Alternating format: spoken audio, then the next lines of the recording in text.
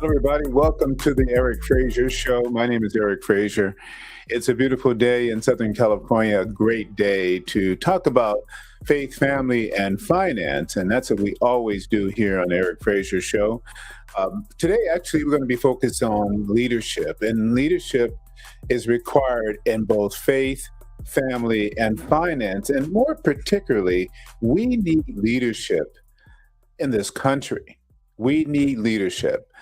It was announced today. I heard this morning that Jesse Jackson passed away, and he was a leader in our community for a very long time.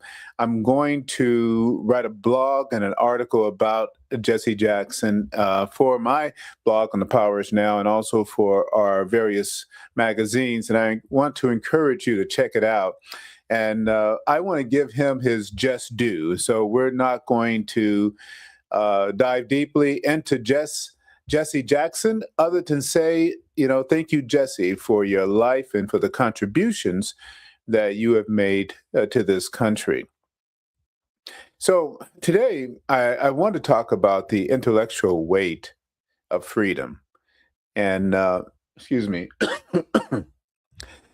about, the importance of reading, thought leadership, the importance of American citizens embracing thought leadership themselves individually. We have to participate in this democracy in order for it to work. We the people, that's what it's all about. We are a representative government, and our representatives need us. They need to hear from us. We need to write them. We need to talk to them. We need to be engaged with them. And they need to know what it is we think, what it is that we want, what it is that we believe. I recently watched an interview with Governor Wes Moore with Nora O'Donnell, and I was really impressed by that interview. And then that next day, that was a couple of days ago, and the next day he was on LinkedIn. And he posted some of his recommended books or works to read by Black authors. And what struck me the most was not merely the list of books, which, by the way, I have them all, but what the list kind of revealed. I mean, I was impressed with him and the interview and everything he said. And we talked about that yesterday live if you missed it. But then to hear about the books that he has read and that he is recommending, well, his stock just went even higher. You can learn a great deal about a leader, about anybody, by observing what they read. What they recommend to others to read, and what intellectual traditions shape their thinking. A person's reading habits form the architecture of their convictions. Books reveal the scaffolding of belief. It's true. After reading his post, I sent a message to my kids encouraging them to read the books that he's recommending and to continue reading. And to be clear, my kids are grown. I got some grown folks as children. I mean, my youngest is 32. So this was not a new exhortation from me to read. I have urged them their entire lives to read. Reading has always been a discipline in our household because it sharpens the mind, it refines the judgment, it strengthens the ability to lead, to debate, to stake a claim, a position. And Governor Moore's recommendations did not introduce the idea of reading to me, particularly the authors he recommended, but they reinforce the importance of intellectual formation and leadership. I mean, how do you lead if you don't read? How do you lead? Seriously, if you do not read? Nobody receives knowledge through some divine intervention. You have to read. And Black literature has always served as both a historical record and a moral compass for me and for others like me who are students of Black history. It preserves our memory. It challenges our complacency when we want to give up. And all we got to think about is Harriet Tubman. I mean, when you want to give up, it forces us to engage with difficult truths, especially when we see, our history being diminished or taken down, or people trying to rewrite history about our experience as a people.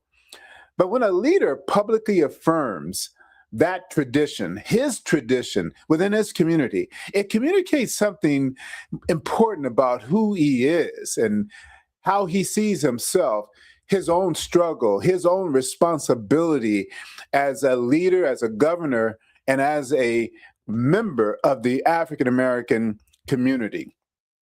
Black leadership informed by Black leadership, or Black leadership informed by Black leadership, leaders, molding leaders, as well as Black literature, which is so important, carries a depth that really can't be manufactured through political branding. You just can't buy into a party. It's rooted. Black literature is rooted in the story, the narrative of our journey from Africa to slavery to where we are today. It's rooted in sacrifice and endurance and discipline and thought leadership within our community. But here's the reality.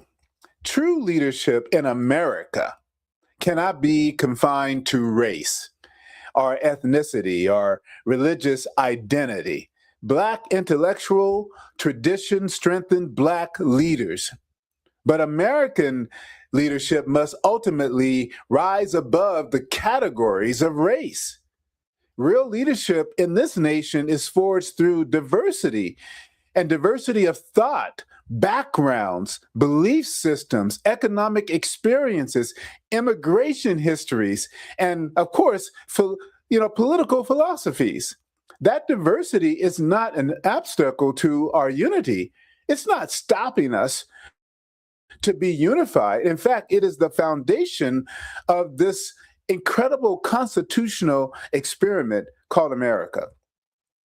The United States has never been uniformed. Never.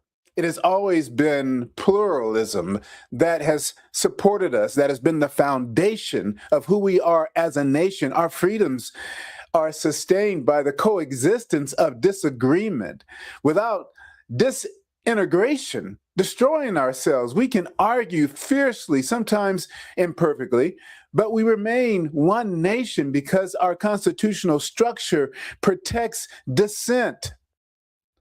And that's the architecture. That's the separation of powers. Representative government, checks and balances prevent power from consolidating in a single personality. America's greatness has never been embodied in one individual. Presidents come and go. Administrations change. Movements rise and fall. But the nation remains because it's rooted in law and institutions and the will of a diverse population. This is the greatest country in the world, the greatest experiment, now going on 250 years, folks. And believe it or not, contrary to what many people think, it is working. Immigration has strengthened this country. Generation after generation, debate has defined it and also refined it. We need debate. Reform has expanded its promise. The idea that our greatness depends on a single figure misunderstands the source of our endurance. At its core, leadership in America requires citizens who are willing to carry the intellectual weight of freedom. Freedom is not self-executing. Liberty is not automatic. Representative government demands participation from individuals, from us, who are informed, disciplined, and have the courage enough to speak and to write and to confront. A thought leader is not someone waiting for permission to articulate a position.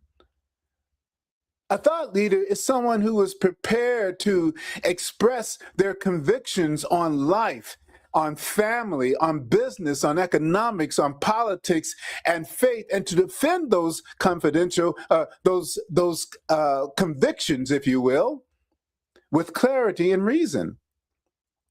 But that takes preparation, right? That takes preparation. It takes time. And not many people have the time to prepare. Not many people have the time to study, to review the issues, right? And because of their lack of time and preparation, when they hear something they don't agree with, they just criticize and put down the other person for even having the audacity to speak or to challenge. And they themselves don't even know or understand the issue. Here's the reality. Every human being has the capacity to influence thought, at least here in America. The relevant questions are whether or not one desires that responsibility or, that has the discipline necessary to sustain it, and whether they're willing even to endure the criticism that comes with it. And because of it, not willing to retreat into silence, which is what most people do. I can't tell you how many people have told me, Eric, you need to stop talking about politics. You just focus on real estate. It kind of reminds me of, I think it was LeBron, and some newscaster on some cable station said he needed to just shut up and dribble. Like LeBron James, and you're an expert in basketball. Why are you even talking about politics or what's going on with, in the community? And there are many people who feel that way. They feel, why are you talking? Why are you talking about this? Why are you creating division? Well, that's the whole purpose of talking about it. It is not to create the division, but is actually to create unity. Intellectual courage is not loudness. It's not being loud. It is steadiness. It is the ability to articulate disagreements without dehumanizing your opponent. It is the willingness to engage in substance rather than insulting your opponent. I believe leadership is a calling. I began preaching at the tender age of 9 years old. I thank my father, oh my God. I thank him for just putting me up in the pulpit at 9, having me memorize scriptures and recite them and to expound on John 3:16. I mean, I think about that and oh my God, I wonder if he knew what he was doing, what he was installing in me as he was preparing me to be who I am today and what I do today, because I am fearless. Give me a microphone, I need no preparation. And I can speak on just about any issue. And if I don't know the issue, I will get prepared. And I thank my dad for that. That early formation instilled in me the understanding that words carry responsibility, yet ministry can't remain confined to doctrinal repetition or scripture memorization or internal debates within the church on, philosophical and spiritual issues. Faith must engage life. Or it's not really faith. Faith must address marriage and the challenges that come with that, employment and the challenges that come with that, economics, governance, at the political level, I mean, from the state to the city to the federal government, education, public policy, leadership that does not engage the realities that people face each day becomes performance rather than service. And I don't care what position, whether you are a minister or a priest or a prophet or a pope or the president of the United States, it's just performance if you're not really dealing honestly and authentically with the challenges that face people every single day. I see myself as a citizen, and I am nobody. Literally, I am nobody but a citizen, and thank God I am, of the United States of America. That's what I am. And let me tell you, there's a million people who would love to trade places with me to be a citizen of this great country. But with citizenship comes responsibility, a willingness to carry the intellectual weight of freedom, a willingness to write about it, to articulate your views on it, to talk about what's happening in your community and in your country and in your city and at the federal level. I disagree when I believe leaders are acting against the best interests of the people that they've been elected to serve. I disagree with them, and I let them know. I put it in writing. I call their office. It doesn't matter who they are, whether it be the mayor, the city council, our senators, our House of Representatives, the President of the United States, the governor, the local officials. Anytime someone is departing from representing the will of the people, it's not rebellion to speak against him. It is citizenship. It is our constitutional framework. It presumes that we are engaged, that we are participating in this great experiment called democracy. And silence in the face of conviction is not humility, it's abdication. When you know what is right and you just want to stay silent, that's not humility. It demonstrates either a lack of the ability to think intellectually, to articulate how you feel or what your views are, or your lack of preparation, or the complete abdication of your citizenship and of your responsibility to engage. My love for this country does not ignore its history. America, as great as it is, it bears the scars of subjugation of Native American people, of African Americans being enslaved here from Africa, of segregation and exclusion. I mean, these are the scars of this country, and those scars are clearly visible, and we can witness it, unfortunately, from time to time, even today. Those chapters are not to be denied or to be romanticized. The president cannot just wipe all of our history away, take down monuments, and minimize the contributions of African Americans and of other people in this country because he has this so-called shared narrative that puts the country in its positive light. The reality is that anyone who is trying to deny the history of a country that is full of immigrants from every walk of life, and have come here with their challenges and their opportunities, with their culture and experiences, and with their contributions to make this country as great as it is.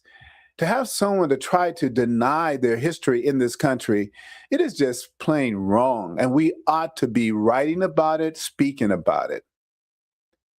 And those that are leading this need to be confronted, honestly. Yet at the same time, we have to recognize that America has come a long way, that we have made significant progress. I mean, the very fact that I can even be doing this show. I mean, I'm broadcasting right now on Apple, Roku, Fire TV. Download the Powers Now TV application on your mobile device, Android or iPhone, your tablet, or in your house on Apple, Roku, Fire TV. And I'm live right now, folks, live right now on television. And I'm saying all these things, right? And I'm saying it without fear. You couldn't do this in China or in Iran or in Russia or South Korea or North Korea. There was a time where, African Americans couldn't go past certain main highways or eat in the restaurants or go swim in the same pool or use the same restrooms. There was a time where we were denied access to education and to home loans. But if you look at the stats today, Man, we have a lot to celebrate. America has come a long way. 250 years. 250 years. The definition of liberty has expanded. It really has. The circle of participation in this great experiment has widened. The work is unfinished, but the trajectory we are on is real. I see great things for this country, greater things for my people. I was looking at the stats the other day, and I can't believe that the wealth of African Americans just in this country is ranked either 7 or 8 of all the countries in the world, the GDP. We're number 7 or 8 as a people in the United States. Our journey is not over. I believe we're about to do some big things.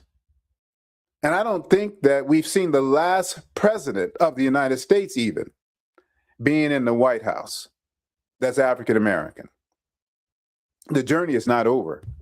In many respects, we are still in the early chapters of our democratic maturation. Our current challenges are not rooted in the lack of innovation or American wealth or American intellectual capacity. We are the greatest, second to none country in the world. Our challenges are rooted in the erosion of civil discourse, in substituting ridicule for argument, and in elevating loyalty above principle, and in leading with fear rather than collaborating, allowing everyone to have a seat at the table. And those tendencies weaken our institutions more than a disagreement could ever weaken this nation. Freedom requires citizens who read, who think critically, who debate honorably. It requires individuals willing to hold all leaders accountable without surrendering to cynicism. It requires engagement that rises above party allegiances and focuses on constitutional integrity. And last year, I went from being a Republican for most of my life to a Democrat for 30 days. And then I changed again to the Independent Party. I have no loyalty to any party. My loyalty is to the United States of America and its Constitution that I depend on, and the integrity of men and women who will dare step into the role of civil servants and trustees of the American people. America does not need more spectators, people standing on the sidelines, just criticizing, and criticizing not just our public servants, but criticizing those who criticize our public servants, who are speaking out. We need participants. We need people who are willing to write about it, speak about it, people who are willing to be engaged. That's really what the American experiment is all about. That's what the American dream really is all about, being able not just to pursue, your goals of homeownership and owning a business and the freedom to do what you want to do, live how you want to live where you want to live, be who you want to be. But also what comes with that is the responsibility to want to protect it, and to ensure that you're electing people who also want to protect it and who are going to represent the will of the people and not their own selfish will and agenda. I am one of those people. I am a thought leader. Now, nobody hired me to be a thought leader. Nobody said, hey, Eric, why don't you be a thought leader? There was no application for me to complete. I am a thought leader because I'm a citizen of the United States of America, and I'm a participant in this great democracy that has made this country great and will keep this country great. I will continue to read. I will continue to write. I will continue to speak thoughtfully and firmly about the issues shaping this nation. And I will do so not out of hostility, but out of responsibility. I hate no one. I love everybody. And I love this country more. The preservation of freedom demands intellectual discipline. It demands moral courage from ordinary citizens. And that's what we all are, folks. I'm just an ordinary citizen that happens to have a podcast, a TV show, a magazine, and a social media presence. America endures and has endured for 250 years. And I don't know, if you're not saying God bless America, there's something wrong with you. You need to read. If you look at the journey of this country, how we started and where we are today, and if you look at every immigrant from African Americans brought here through slaves to Indians who were destroyed, their lands taken and everything, you look where everybody is today. And you cannot see the progress that we've all made, there's something wrong with you. America endures not because a president declares it's great, but because its people sustain its principles. Its people. The Constitution begins with "we the people." That work belongs to each of us. The question is not whether thought leaders exist, because every single person listening to my voice or watching me right now is a thought leader. The question is whether we are willing to become citizens who carry the weight of liberty with seriousness and resolve. Are you willing to be a thought leader? Well, I certainly hope you are, because we need you. We need every citizen speaking up. We cannot just sit on the sidelines and keep watching travesty after travesty, action after action. And I'm not just talking about immigration. It's across almost every area of politics and of this administration. So I will continue to write. I have a blog on LinkedIn. If you're watching me live on LinkedIn right now, you can check out my blog. You can go to thepowerisnow.com and you can see my blog there. You can go to ericfrazier.com and you can not only see my blogs there, but you can also read my magazine called Faith, Family, and Finance, where I write about faith, family, and finance, as well as politics. Folks, I'm writing, I'm speaking, I'm doing it all. Why? Because I can, right? I'm 63 years old. I hope the Lord blesses me to be, to live to 73 or to 83 or to 93. But, you can't even, every single night I go home and turn on the news, somebody is dead. I mean, they started off with their whole day planned out. And I'm sure at the end of that list of to-dos was getting home to spend time with their family. And they did not make it by no reason, no cause of their own. The impermanency of life is real. You just never know how much time you have and what you will be able to do or achieve, and how much time you have to do what you want to do or to achieve what you want to achieve or to make the impact that you want to make in this world, in your community, in your family. You just have no idea when your time is up. And so your power is now. It really is. To be the thought leader you see yourself. Your power is now.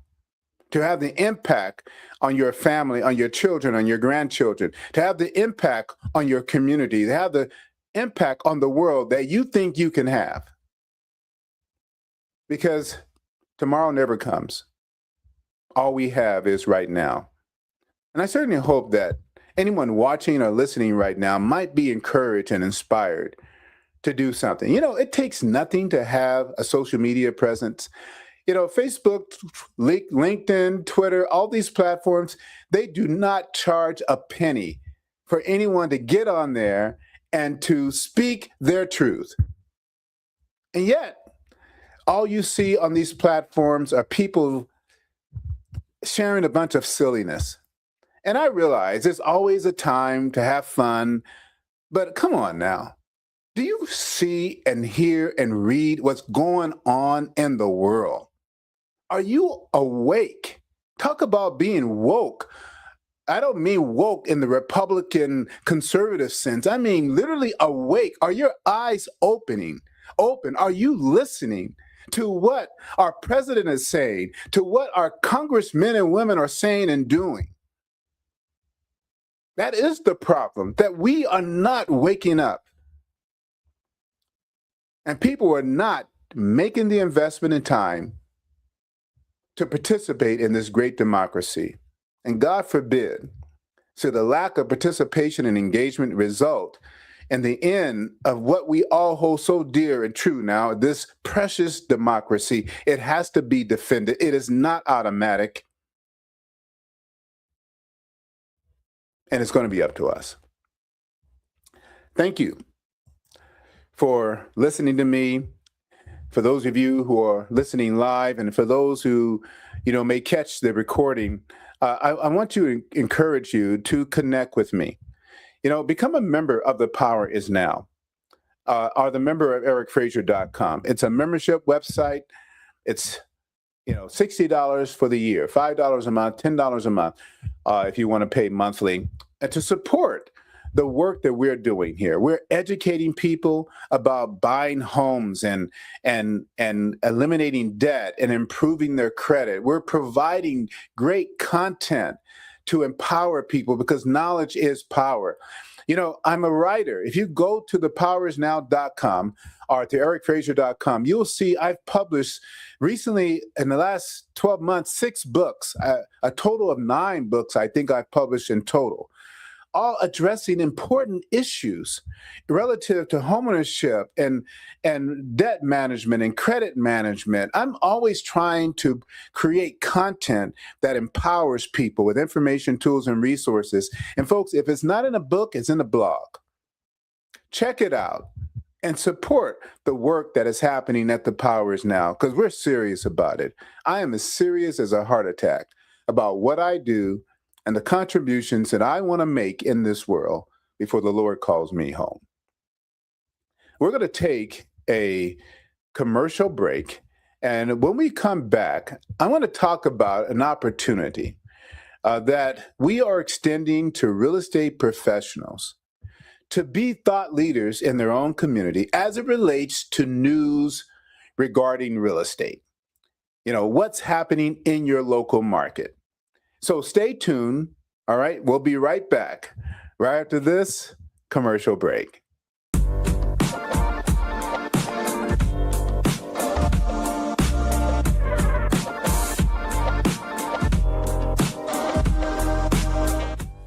Hello, my name is Eric Frazier, and I am a real estate and mortgage advisor. My license number is 461807, federal license number for the National Mortgage Licensing Registry System, and my real estate license number is 011-43484. I'm a California licensed real estate broker.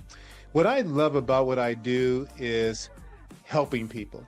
For 43 years, I have been advising and helping people to achieve their goals in real estate and in lending. And that's what I want to help you do.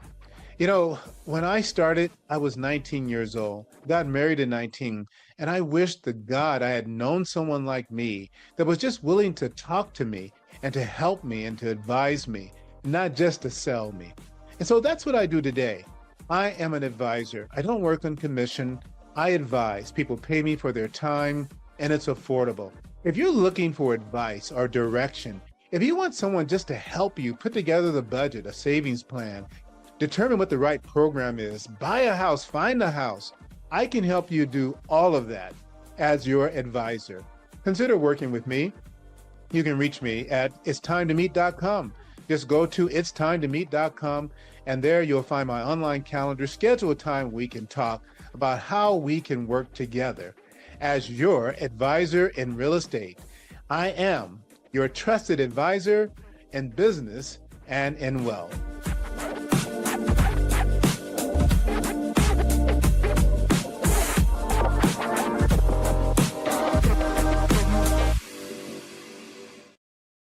And we're back. Thank you so much for hanging in there with us here at the Powers Now TV network. I want to encourage you to download the Power Is Now TV app, and you can find it on the App Store and the Google Play Store, the Power Is Now TV app. And there you'll see we're live right now. We're on also Roku and Fire TV. We are a podcast. We're on Apple Podcasts, iHeartRadio, just all of them. I don't know why the names are escaping me right now, but there is not a podcast. Let me just say this. We are nationally syndicated. There is not a podcast that you cannot find the Power Is Now podcast on. And we talk about some very, very, very important issues as it relates to real estate, finance, credit, debt, all those things. And on the Eric Frazier Show, I go even further. I talk about faith, I talk about family, I talk about finance, and I write about all these things as well. So I appreciate your support and sharing the content with others, becoming members of the Power Is Now or the Eric Frazier platform, and for just being engaged. You know, that if anything, I want you to know today that engagement today is everything. It is so important, not only that we engage, but that we vote, both in local elections as well as national elections. We need to vote.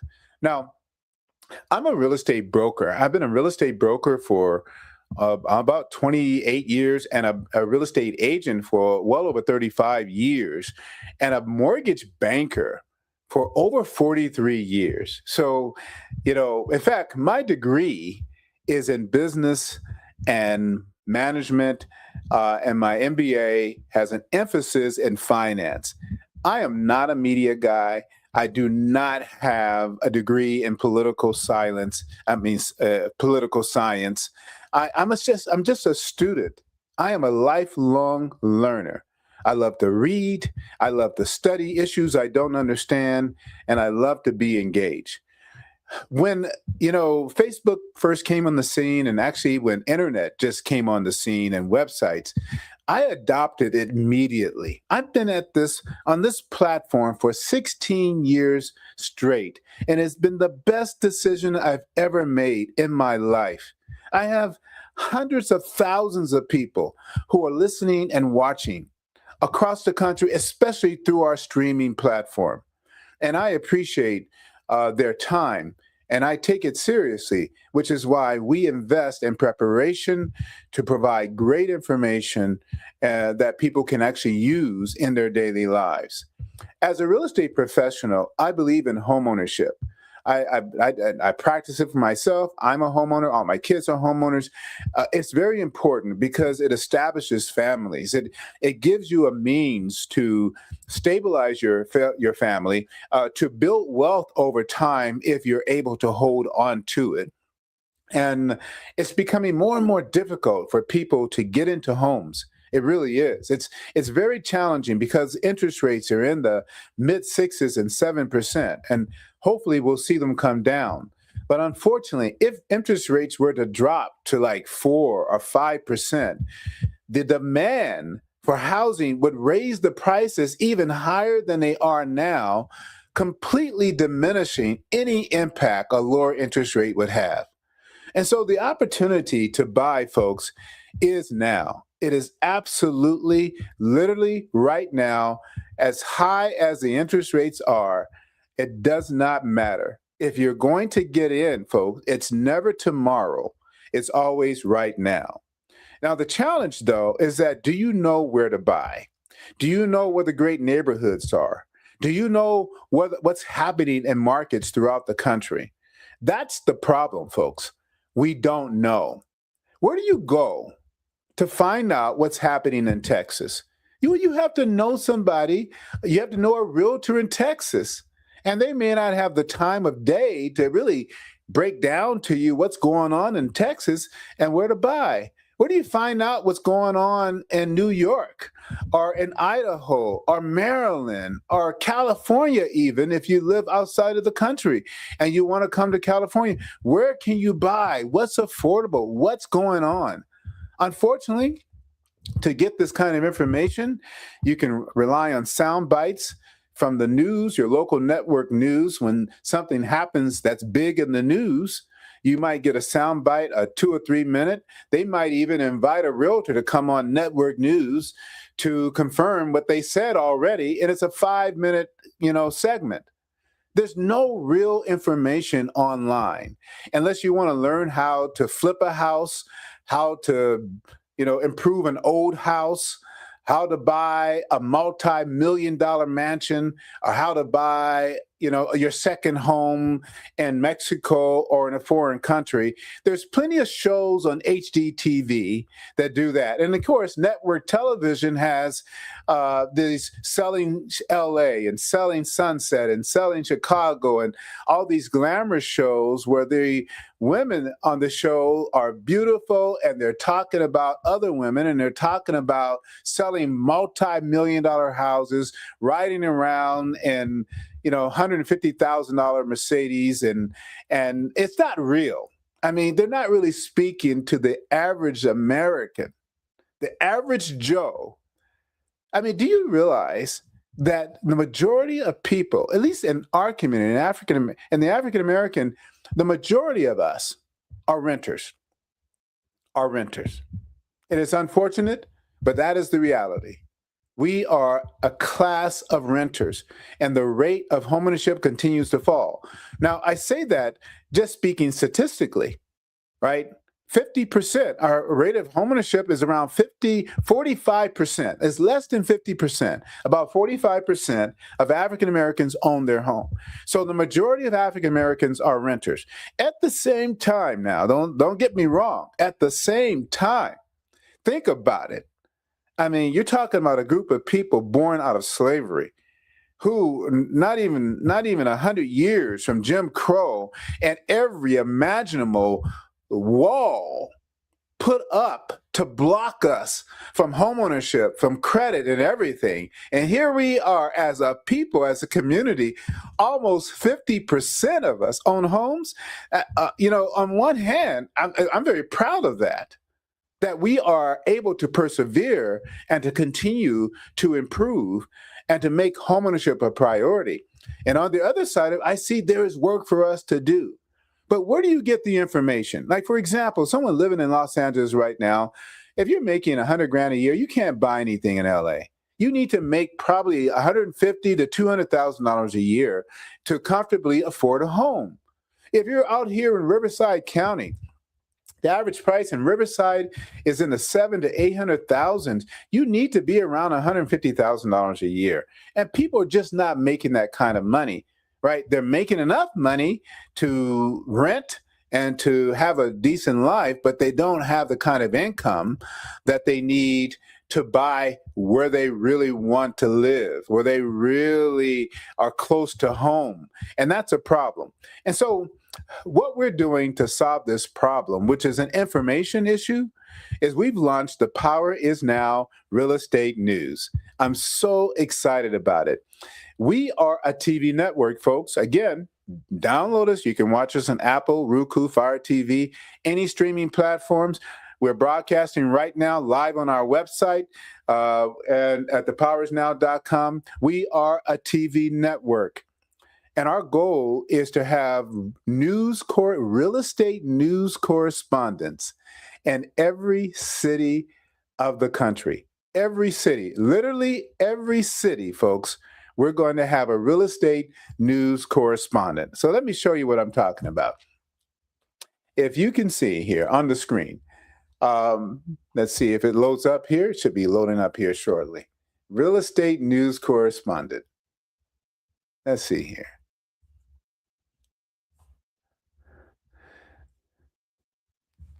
Trying to get my screen loaded up here. Let me refresh. So if you go to thepowerisnow.com, thepowerisnow.com, you'll see under television in the main screen, real estate news. Real estate news.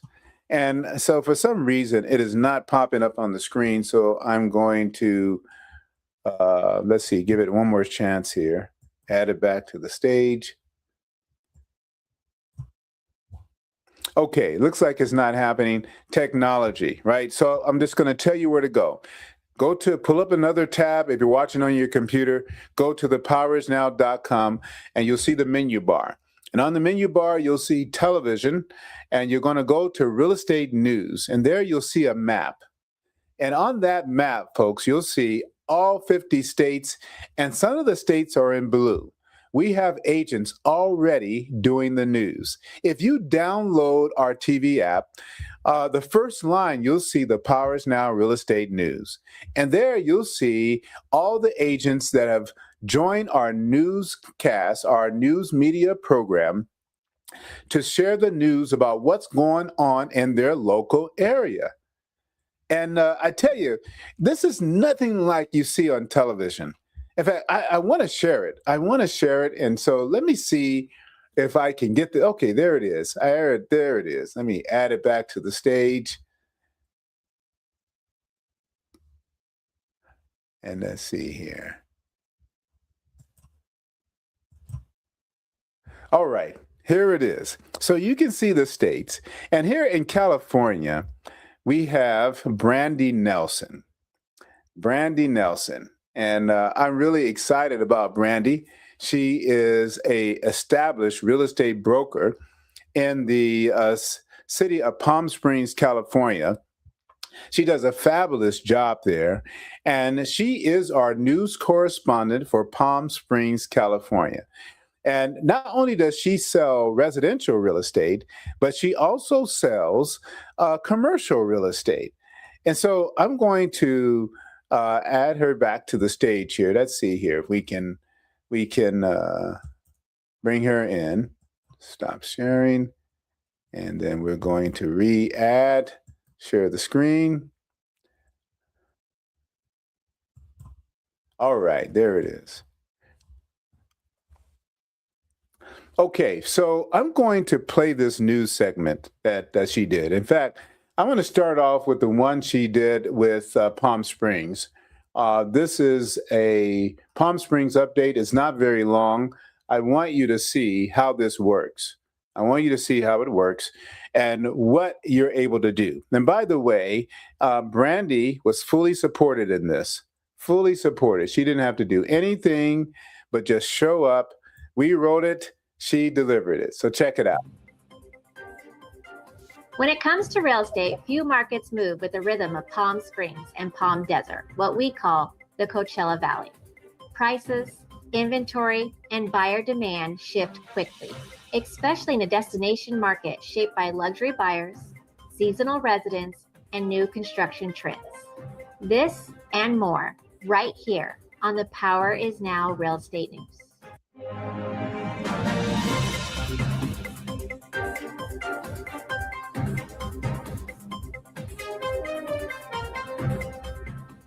Welcome to the Power is Now Real Estate News. My name is Brandy Nelson, broker associate at Equity Union and news correspondent with the Power is Now. Here are the headline news. Coachella Valley inventory rises as seasonal buyers return, creating a more balanced but competitive desert market. Palm Springs and Palm Desert are experiencing a noticeable shift as we move deeper into the season. 1, inventory is rising, but still below historical norms. More homes hit the market this fall, giving buyers slightly more choice while keeping sellers in a strong position. 2, luxury and second home demand remains steady. Buyers from Los Angeles, Orange County, and the Pacific Northwest continue driving activity, especially in the 1 million plus segment. 3, price stability holds across the valley. Median prices in Palm Springs and Palm Desert remain resilient, supported by limited new construction and strong lifestyle demand. 4. Cash purchases continue to dominate. Around 35 to 40% of transactions involve cash buyers, reducing fallout and keeping competition high in desirable neighborhoods. 5. Interest rate dips are reviving active shoppers. Lower rates are bringing pre-approved buyers back into the market, particularly for condos and mid-range homes. These were the 5 main points for Coachella Valley market in pertains to buyers and sellers in this market. What stands out to me is the mortgage market snapshot. Right now, rates have slightly softened, increasing affordability. FHA and VA borrowers are becoming more competitive again, though cash remains king in certain segments. Let's talk about inventory. Palm Springs has tighter inventory, faster absorption of renovated and mid-century properties. Palm Desert has more balanced inventory with strong 55-plus community demand and consistent condo activity. Price. Median home prices are holding firm. Well-presented homes priced correctly are still selling within normal market timelines. Buyer opportunities right now. There are more active listings across Palm Desert. There are strong incentives and rate buy downs on new construction. Fewer multiple offer situations compared to early 2024, and seasonal inventory increases give buyers more negotiating space. Seller opportunities right now. Supply remains tight, keeping leverage with sellers. Move-in ready properties attract premiums. Luxury buyers remain active year-round, not just in our season. High demand for 55-plus communities keep pricing strong.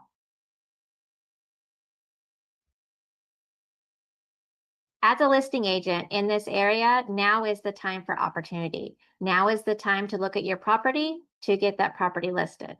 As stated before, getting a pre-inspection, a home inspection done on your property beforehand. There are many things that we could look at to get the best value for your home right now. In today's market, timing matters, but preparation matters more. Get pre-approved early, and sellers, complete inspections up front to strengthen your position. To learn more about what's happening in Palm Springs and Palm Desert, you could reach me directly at 760-238-0552 or by email, brandy@brandynelson.com. Thank you for watching The Power Is Now Real Estate News. Again, my name is Brandy Nelson, broker associate with Equity Union and news correspondent with The Power Is Now. The market is always changing, but your power is in your preparation. The best time to buy or sell isn't a date on the calendar. It's the moment you're financially ready and well advised. Your power is now. The power is now. Thank you for watching The Power Is Now Real Estate News. I'm Brandy Nelson, and have a great day. Well, there you have it, folks. If you're renting, your rent keeps going up. Isn't it making you angry?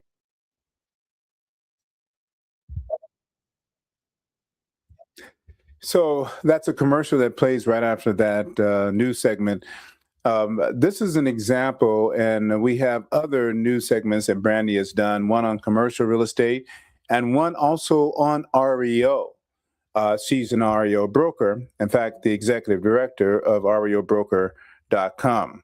So what a great time it is to really start positioning yourself as the expert in a market that is rapidly changing. I would say not rapidly, but we're seeing the change slowly occur.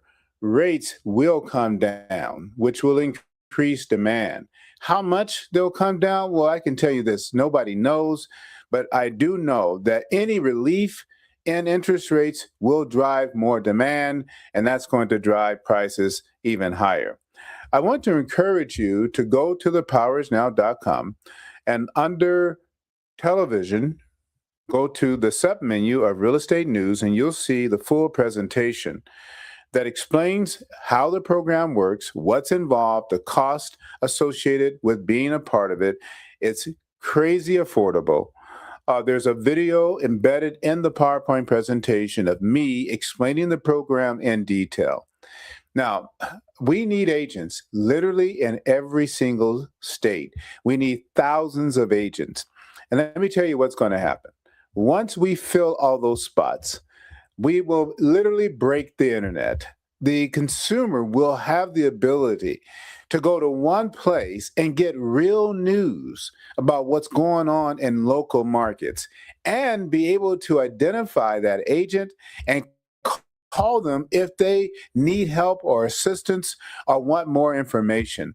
These are not traditional newscasters that you watch, in the evenings or in the mornings before going to work. These are actual real estate pros. You have to have experience.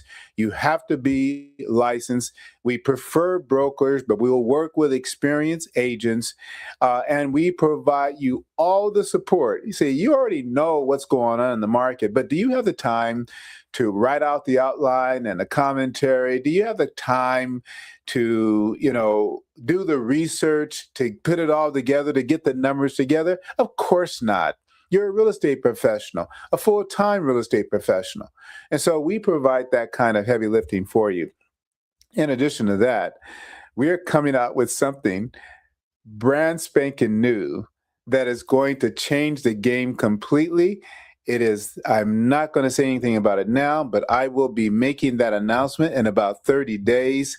And it is going to be a game changer for anyone wanting to be the resource for their local market on television. I'm telling you now, it's going to be a game changer. So I encourage you to reach out to me at 714-475-8629, and let's talk about the Power is Now Real Estate News Program. And I encourage you to be the brand you see yourself in the world. If you're not online, folks, you're not in business. That's just the reality of it all today. That's just reality. I'm sure those who are not online were doing just fine. But we know the majority of people who are starting their search are doing it online. And people today have this expect that they can Google you, that they can listen to you before ever meeting you. That's just the reality of the world we live in today as real estate. And so we help real estate agents do just that. Go to powernow.com, and under our media service menu bar, you'll see all the services we provide to support real estate agents. Well, that's for today. Thank you for watching and for listening. For those of you who are on the podcast, we will be back very soon. More issues that affect us in our lives on the Eric Frazier Show. Ways we can support professionals in your effort to grow your business or to better serve your clients. Thank you for watching the Eric Frazier Show. And remember, we are at our best and we maximize our success when we act now. The power, folks, is now. The Power is Now magazines are the leading resource for real estate agents, mortgage bankers, entrepreneurs, and small home ownership businesses, providing leaders with business strategy information, resources, and tools through PIN, real estate, programming guide magazines. Stay up to the minute with real estate news and information from industry experts. Subscription is free. Sign up today. ThePowerisNow.com. ThePowerisNow.com.